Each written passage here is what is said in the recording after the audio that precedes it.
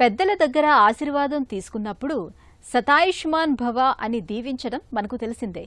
నిండు నూరేళ్లు చక్కగా మంచి ఆరోగ్యంతో జీవించమని దీని అర్థం. మరి 100 ఏళ్ల ఆయుష్ పొందడం ఎలా?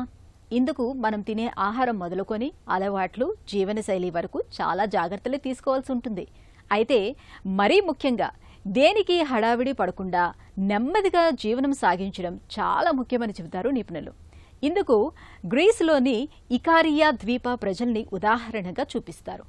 నెమ్మదైన జీవితం ఆయుష్ను ఎలా పెంచుతుందో ఇప్పుడు తెలుసుకుందాం.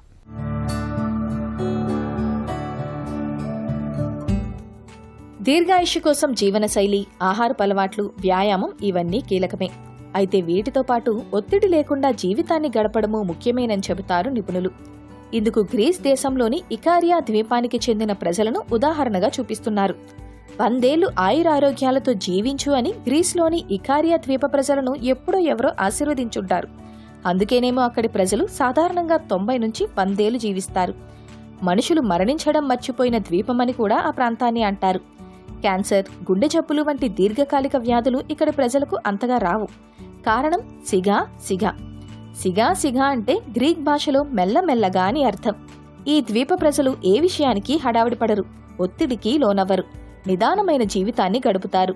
ఇది వారి శరీరంలో ఒత్తిడిని కలిగించే హార్మోన్ కార్టిసాల్ శాతాన్ని తగ్గిస్తుంది. దీనికి తోడు ఆ ద్వీప భౌగోళిక స్వరూపం కూడా వారి ఆయుర్దాయం పెరగడానికి దోహదం చేస్తుంది.